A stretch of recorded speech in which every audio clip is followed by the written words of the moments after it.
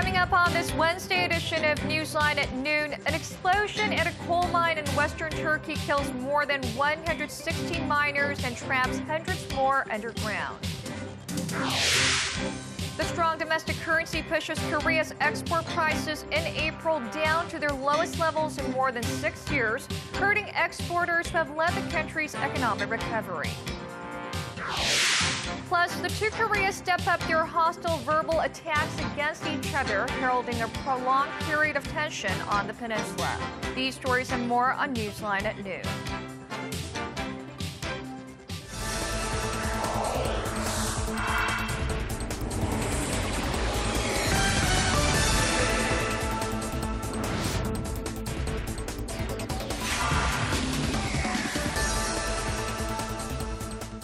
It's noon Wednesday, May 14th here in Korea. Thanks for tuning in live from Seoul. I'm Eojin Ju. Very good to have you with us. I'm Mark Broom. Now we start with the latest out of Turkey. That's where a mine explosion has left scores dead and hundreds more trapped, some 2 kilometers underground. It's just past 6 a.m. in Turkey right now, and a massive rescue operation is underway to get the trapped miners out. Shin Se-min has the details. At least 166 people are confirmed dead, and more than 200 others are believed to be trapped after an explosion at a coal mine in western Turkey. The blast happened early Tuesday local time at a privately owned mine in the town of Soma, some 250 kilometers south of Istanbul.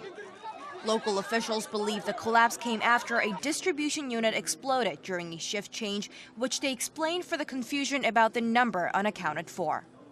Turkey's energy minister says close to 800 people were inside the mine at the time of the accident, and 363 people have been rescued so far. The country's disaster agency has launched a massive rescue operation. Air is being pumped into the mine, which sits approximately 2 kilometers below ground. Hundreds of people have been gathering at a hospital in Soma and at the accident site for news about their loved ones. Rescue workers are facing a difficult task as the mine was made up of long tunnels. The owner of the mine says his facility was run with the highest safety measures and constant controls. He added the main priority is to get the trapped workers out so they may be reunited with their families. The disaster is poised to be the worst mining disaster in Turkey since 1999, when 263 miners lost their lives in a gas explosion. Mining accidents are common in Turkey due to poor safety conditions. Shin Se-min, Arirang News. The search goes on for the 28 people still missing almost a month after the Seoul ferry capsized off Korea's southwestern coast. The investigation also continues here in the capital, Seoul, not only into the shadowy family network that owned the ferry, but also into the government's heavily criticized response to the sinking. Our Kwon So-ah reports.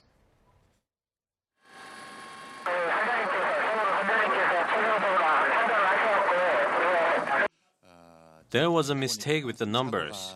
The rescue operation is being carried out simultaneously by private and public authorities, so we are prone to making mistakes. The authorities' handling of the Sewol ferry disaster since the moment the boat started to experience problems until now has been harshly criticized. Nearly a month after that fateful day, and state auditors have begun a special investigation into the government's neglection of its duties. The Board of Audit and Inspection has deployed a 50-man team to inspect ministries and government agencies held responsible for not being able to respond effectively to the accident. This includes the Ministry of Oceans and Fisheries, the Coast Guard, as well as shipping associations related to the sunken ferry. Auditors will focus on whether the government's response was appropriate and if rescue operations progress strategically. The construction, management, and operational procedures of passenger ships will also be scrutinized. The audit team will also look into how the government is supervising safety measures. Meanwhile, prosecutors are anticipating Yoo Byung-on, the practical owner of the Seoul ferry, to appear for questioning on Friday. All of his children have thus far ignored the prosecution's demands. Prosecutors raided Yoo's first son Yoo Dae-gyun's house on Tuesday, but failed to arrest the younger Yoo as he had already fled. There's speculation Yoo Byung-on has been trying to protect his children and that he himself will show up as requested. Off Korea's southwestern Jindu Island, the site of the accident, recovery operations are continuing, but progress is proving slow. There is growing fear among the families of those still unaccounted for that their loved ones' bodies might never be found as floors within the ferry could be collapsing. Kwon So-ah, Arirang News. Now, President Park Geun-hye, who is soon expected to apologize to the nation for the government's failure to prevent the recent ferry disaster, has reiterated the need for sweeping reforms in public service.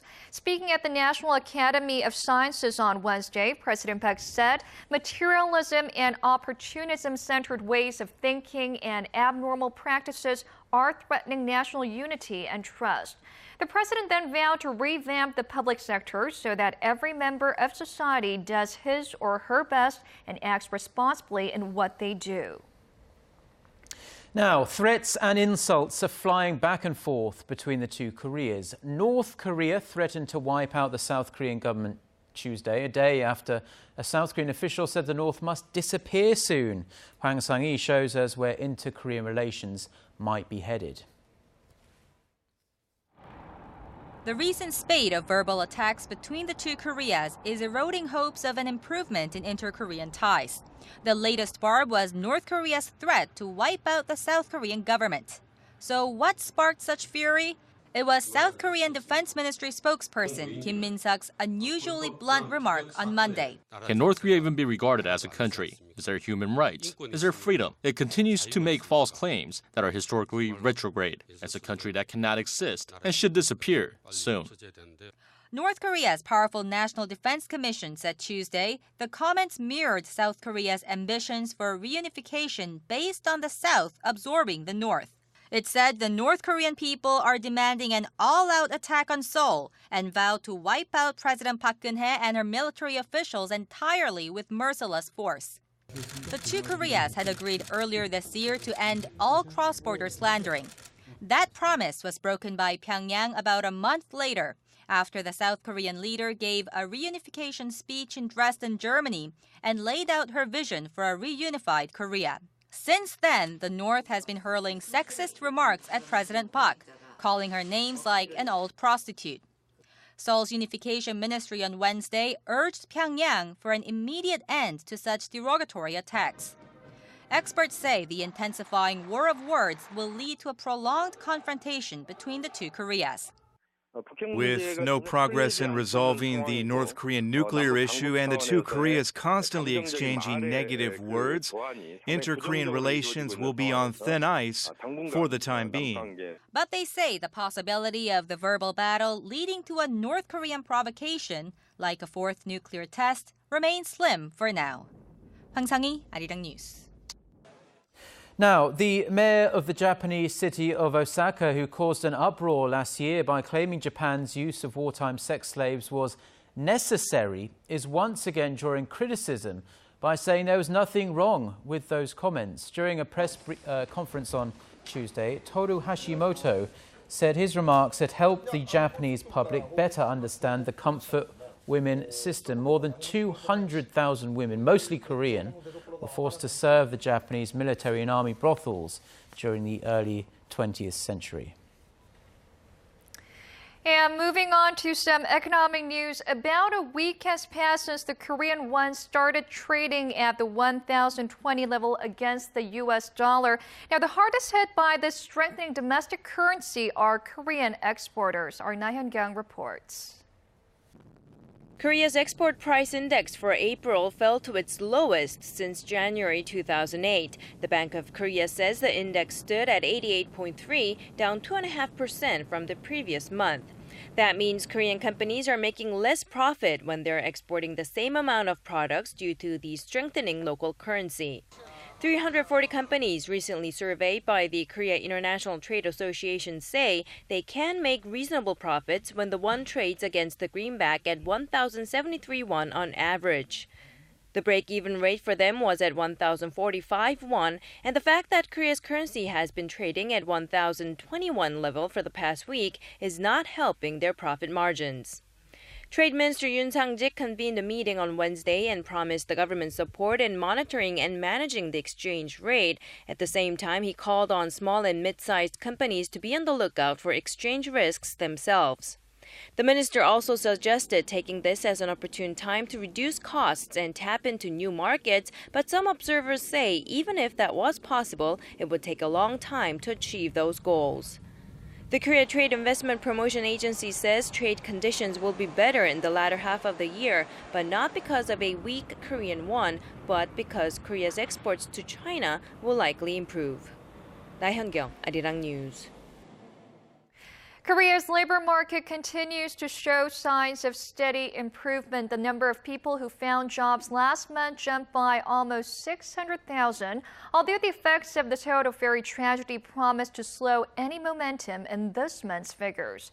Arirang News' Hwang Jie tells us more. The Korean economy added more than 580,000 jobs in April from a year earlier, bringing the number of employed in the nation to over 25 million. It marks 2 straight months of slowing job growth, but Statistics Korea says the figure still points to an improvement in the nation's labor market. The agency said greater than expected jobs were generated in the first 2 months of this year because of a rise in consumption prompted by the Lunar New Year holiday. The number of new jobs last month is also much more than the average number of jobs added each month last year, which was below 400,000. Some of the major job-creating sectors last month were related to the retail and health and social welfare industries. The jobless rate for those aged 15 to 29 stood at 10% in April, up 0.1 percentage points from March. The agency points out that the impact of last month's sunken ferry disaster was not reflected in the data and that it's expected to have a negative impact on the job growth this month. The government has cautioned that slowing consumer spending caused by the disaster could hurt the nation's economic recovery. Hwang Jie, Arirang News.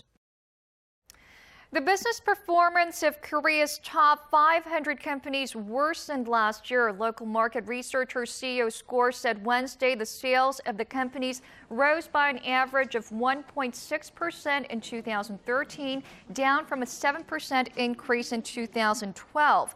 The combined net profits of the companies dropped 12% in 2013. Most companies reported a profit fall last year, except for those in the IT industry, which posted an average profit gain of nearly 25%. Meanwhile, sales were concentrated around 5 of the nation's major conglomerates, which accounts for 91 companies among the 500. They took away 41% of the total sales profits.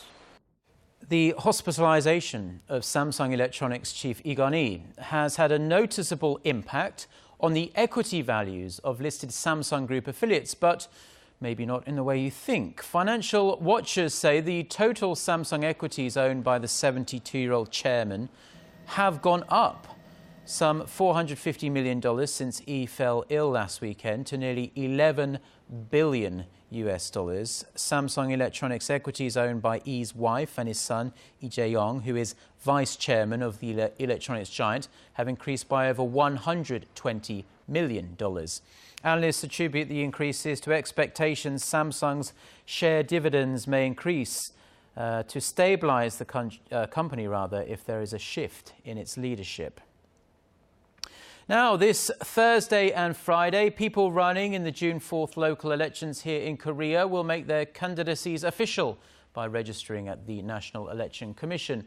Candidates competing for nearly 4,000 provincial, city and local assembly seats are required to provide personal information such as their educational and professional experience, background, assets, military service and tax payments. They'll also be able to hit the campaign trail beginning May 22nd. On Wednesday, the head of the election watchdog vowed to respond swiftly to any reports of illegal campaigning and interference by public officials. The elections are considered a public litmus test of the Park Geun-hye administration after it came under and is still coming under fire for its perceived inability to handle last month's Sewol-ho ferry disaster.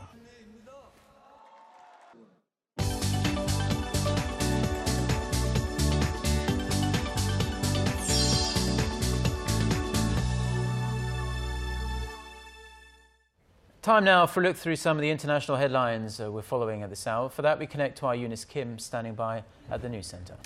Eunice, following the release of the Boko Haram video earlier this week, the Nigerian government now says it's ready to talk. That's right, Jinju. Nigerian Cabinet Minister Tanimu Turaki said Boko Haram's leader should send a representative for talks if he is sincere about swapping the schoolgirls he's holding for jailed fighters. Now, Minister Turaki heads a committee set up by President Goodluck Jonathan to find a solution that works for all sides. Meanwhile, a local governor says all of the roughly 130 girls in the Boko Haram video appear to be students at from the Chibok boarding school, while relatives who viewed that footage told CNN they believe some of the girls were kidnapped in earlier abductions. Now, on the continuing search efforts, the United States revealed it is flying manned surveillance missions over Nigeria, supporting a team of about 30 experts on the ground. Teams from the UK, France, and China have also arrived, and counterterrorism experts from Israel are said to be on their way. The Ukrainian government says at least 7 of its men were killed in an ambush in the Donetsk region.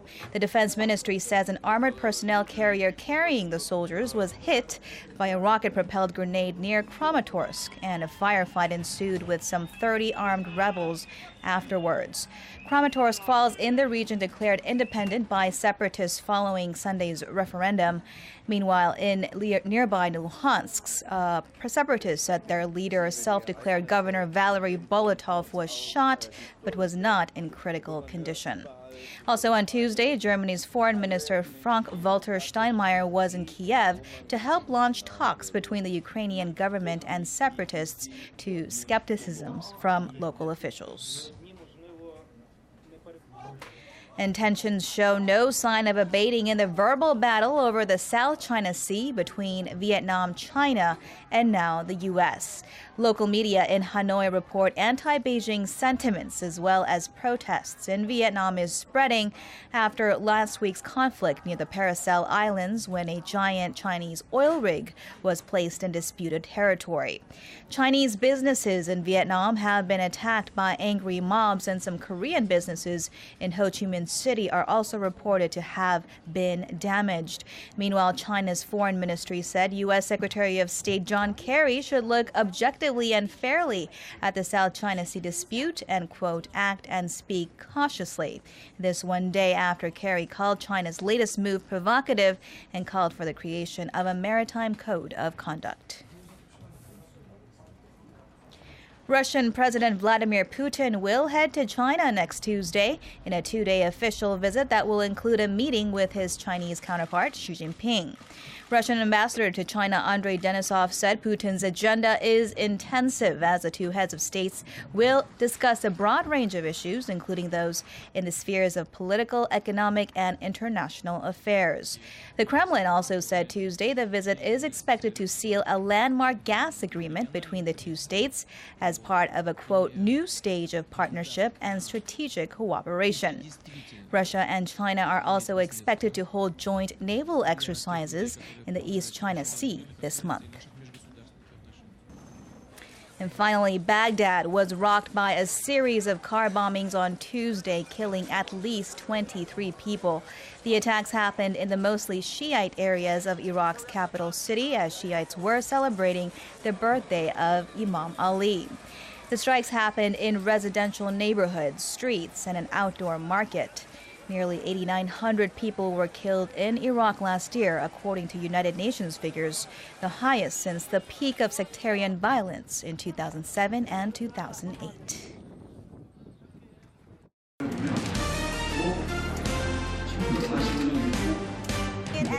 Stay up to date on the latest news out of Korea, connecting to our team of reporters about the issues that matter to Korea. On air, on your mobile, online. Find out more about Korea on Newsline at Noon with Mark Broom and Jin Ju. I'm Jin Ju. Market researcher, strategy analytics, said Thursday that LG Electronics brought in about A top European court has dealt a blow to internet giant Google and handed a victory to individuals who want to preserve their, quote, right to be forgotten. The European Union Court of Justice upheld a complaint filed by a Spanish man who was upset that when you search for his name online, links to a 1998 newspaper article about his home being repossessed showed up. The court said in its ruling that internet companies like Google can be required to delete irrelevant or excessive personal data upon request.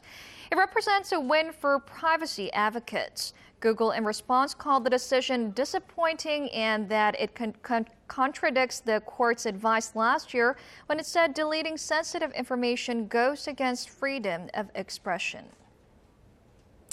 Now, similar reports have been doing the rounds, but this next story might make you think twice about chatting for extended periods of time on your smartphone. New research, adding to the research that's already out there, suggests that the more a person uses their mobile phone, the greater their risk of brain cancer. The French study published in the British journal Occupational and Environmental Medicine says that people who use their phone more than 15 hours each month have a 2 to 3 times higher risk of developing certain brain tumours compared to those who don't use their phones as much. Researchers, however, note that the study does not take into account certain factors like smoking or changing mobile phone technologies. Now, on a lighter note, the Korean wave is not just limited to the film, music and entertainment industries. It's also helping Korean food make a splash on the world stage. An exhibition is currently running just north of Seoul to help local food firms find some international buyers. Connie Kim reports. Helped by the popularity of the Korean wave, exports of Korean food have been on the rise. And it's also local foods that are actively seeking to reach out globally. Hosted by the Korea Trade Investment Promotion Agency, the annual Seoul Food Exhibition set ground for small and mid-sized Korean food companies to target international buyers. Seoul Food Exhibition will be an opportunity for food all across the world to be introduced to different countries, including Korean foods. It will be a good opportunity for small companies to promote their brands outside the country, especially since it's being impacted by the Korean wave. The event allowed visitors to experience and taste a wide range of foods firsthand. It was impressive to see vinegar and soybean paste made in pottery. I hope traditional food can spread through the Korean wave.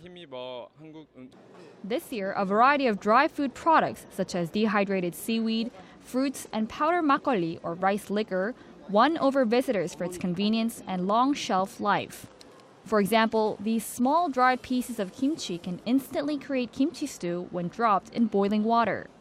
Visitors say it tastes just as good as fresh prepared stew and would easily appeal to foreigners. Kotra also invited a record number of companies from 43 different countries to promote their local foods in Korea.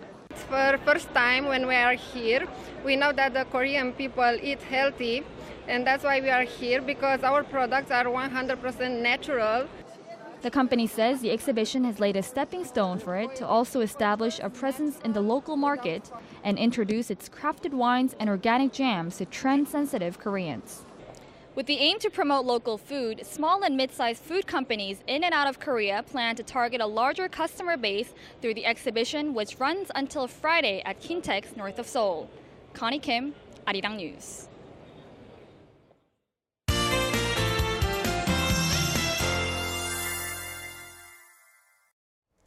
Good afternoon, I'm Lee Ji-hyun with your latest weather forecast. Well, unlike the mid-summer-like temperatures we had yesterday, highs will be cooler by 5 to 6 degrees in the southern regions, while readings in Seoul will be a tad lower than yesterday under a good amount of sunshine.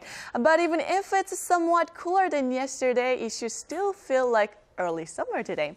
And right now, clouds are moving into the peninsula, especially to the southern regions, which can expect to have an overcast day, and passing showers are expected on Jeju and the southern coast during the day. And as for the weather outlook here in the capital, tomorrow will be a bit cooler than today with a chance of showers in the northern parts of the central region, but temperatures will jump back up to mid-20s and stay on the warm side for a while. But please do notice the big temperature difference between lows and highs and dress accordingly. Now over in Jindo, winds and waves will remain calm today, but sporadic showers are in the forecast during the day. With that in mind, here are the readings for today. The high in Seoul will rise to 25, while Daegu will peak at 26, and Gwangju and Busan climb to 23 and 22 respectively. For other regions, it looks like down on Jeju and Daejeon will reach 20 and 26 later in the day. Dokdo should see a high of 22, while Mount Keungang tops out at 16. Well, that's all for me today, but I'll be back with more updates tomorrow morning. Thank you very much, Jion, there for the weather, and those are the stories we're following at this hour. Mark and I'll be back at the same time tomorrow. Thank you for watching.